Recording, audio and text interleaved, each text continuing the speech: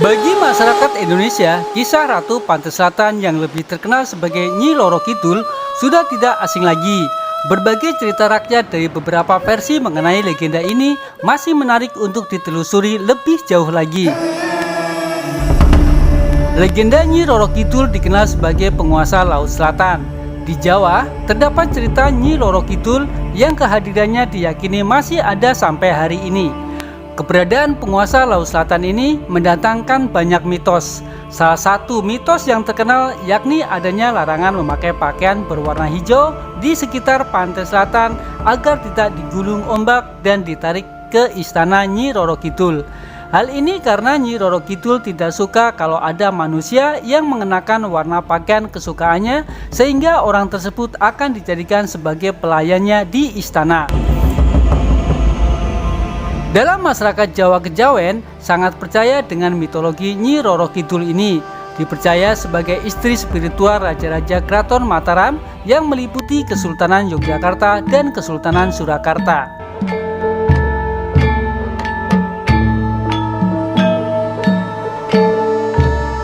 Kisah Nyi Roro Kidul sudah terkenal di penjuru Indonesia. Tidak hanya dikenal sebagai penguasa Laut Selatan, Nyi Roro Kidul juga dianggap memiliki kekuatan gaib untuk menjaga kelestarian alam dan melindungi penduduk setempat.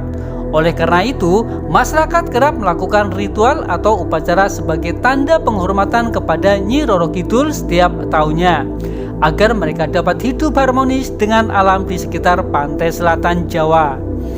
Tidak hanya di daerah Jawa, masyarakat Sunda yang berada di Pangandaran dan Pelabuhan Ratu juga mengadakan ritual hajat laut sebagai bentuk penghormatan kepada penguasa pantai selatan. Menurut cerita yang beredar, Nyi Roro Kidul adalah seorang putri cantik bernama Kandita. Dikisahkan, Putri Kandita merupakan anak dari pasangan Raja Prabu Siliwangi dengan salah satu permaisurinya. Kecantikan Kandita yang mempesona menyebabkan Prabu Siliwangi amat sangat menyayanginya. Hal tersebut memicu rasa cemburu Selir dan anak-anak raja lainnya, sehingga mereka berencana untuk menyingkirkan dari istana.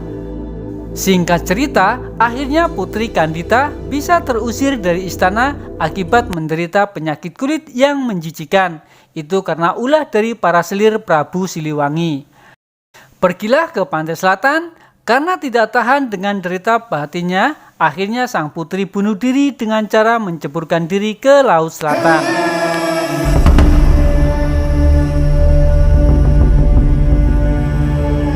Cerita versi lainnya mengatakan bahwa Nyi Roro Kidul adalah keturunan langsung Raja Airlangga dan juga merupakan keturunan Raja Kediri Jayabaya. Ada juga yang mengisahkan Ratu Pantai Selatan ini tiada lain adalah Dewi Nawangwulan yang pernah dipersunting oleh Jakatarup. Bahkan ada yang lebih ekstrim lagi yang sulit untuk dipercaya secara nalar, bahwa Nyi Roro Kidul ini adalah Ratu Bilqis, istri Nabi Sulaiman. Cerita singkat di atas berdasarkan versi Jawa dan Sunda, dan tentunya masih ada versi lain seperti versi Bali. Tetapi apakah sobat semua mengetahui ada versi kisah lain yang tak terduga dari pikiran kita? Ya, ada cerita bahwa Ratu Nyi Roro Kidul itu berasal dari tanah Batak, Sumatera Utara. Awalnya admin juga agak kaget karena tidak mengira sama sekali, mengingat tanah Batak sangat jauh jaraknya dari tanah Jawa dan budayanya juga sangat jauh berbeda. Untuk itu, admin berusaha mencari sumber cerita tentang hal tersebut. Dalam video ini, admin juga akan berusaha menyajikan kisah Ratu Pantai Selatan versi Tanah Batak. Tonton videonya dan jangan lupa like dan subscribe.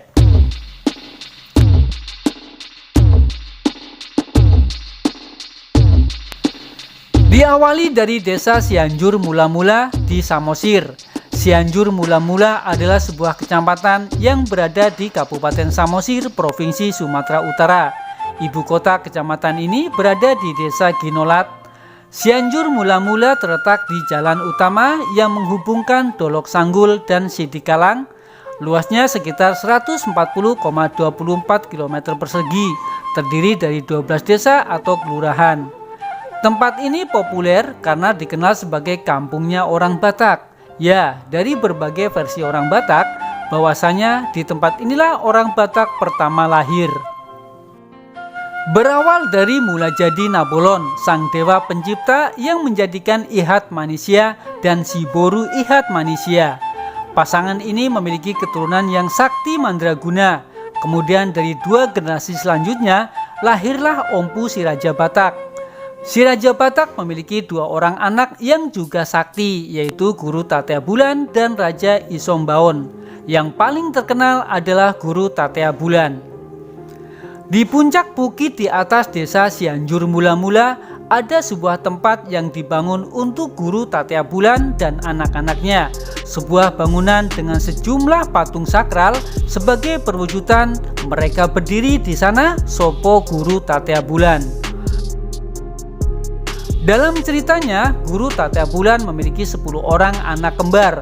Tiap lahir anaknya selalu berpasangan laki-laki dan perempuan, yaitu si Raja Uti, Saribu Raja, Limbong Mulana, Sagala Raja, Silao Raja, si Boru Biding Laut, si Boru Pareme, Anting Haumasan, si Pungga Haumasan, dan Nantinjo.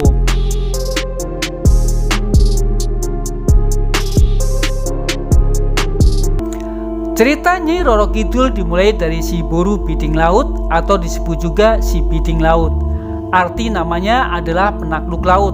Anak ke-6 dari 10 bersaudara ini juga terkenal sakti. Sebenarnya mitos tentang Nyi Roro Kidul sebagai keturunan tanah Batak memiliki banyak versi. Salah satunya adalah sebagai berikut.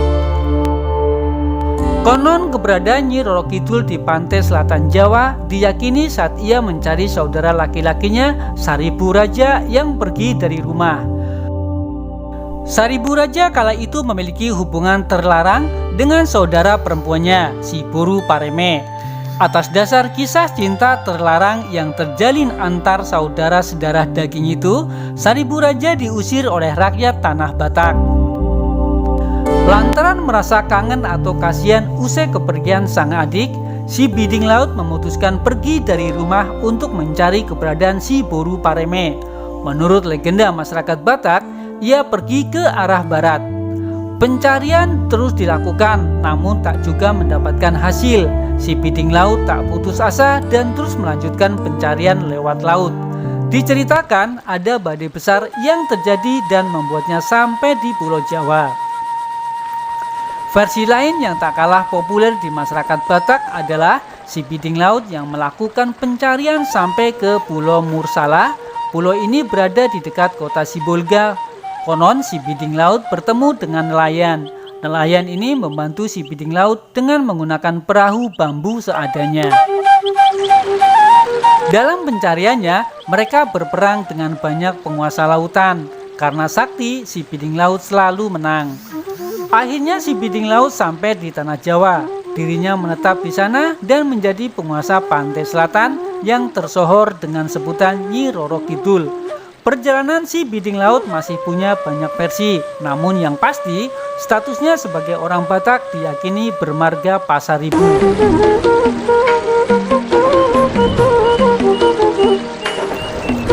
Kemudian versi yang lain bahwa awalnya si Biding Laut diajak saudara-saudaranya untuk menikmati keindahan suatu pulau, namun si Biding Laut tidak menyadari akan niat jahat saudaranya itu. Dengan menggunakan 2 perahu, tibalah di suatu pulau yang tidak ada penduduknya. Karena merasa lelah, si Biding Laut pulas tertidur. Dan ketika terbangun, merasa kaget karena saudara-saudaranya itu telah meninggalkannya seorang diri. Si Biding Laut berusaha mencari saudaranya itu, tapi tak ketemu dan dia langsung menaiki salah satu perahu yang ditinggalkan oleh saudaranya itu. Si Biding Laut berusaha kembali ke Sibolga, tapi apa daya karena ombak yang begitu besar sehingga perahunya terombang-ambing dan karam, sampai akhirnya terdampar di tanah Jawa. Cerita singkatnya, seorang raja dari Jawa Timur yang tertarik dengan kecantikan si Biding Laut telah berhasil mempersuntingnya. Awalnya rumah tangganya bahagia, namun ada yang sirik dan memfitnah si Biding Laut berselingkuh. Hati sang raja galau mendengar istrinya dituding selingkuh.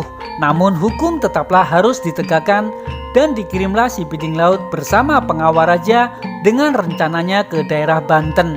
Tapi dalam perjalanan, si Piting Laut tenggelam bersama sang pengawal tersebut.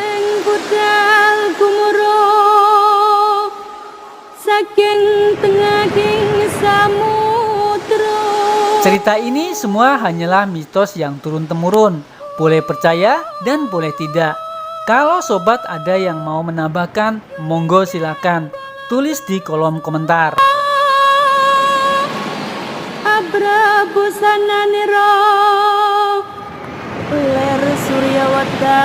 Baik, terima kasih yang sudah menonton dari awal hingga akhir. Jangan lupa like dan subscribe.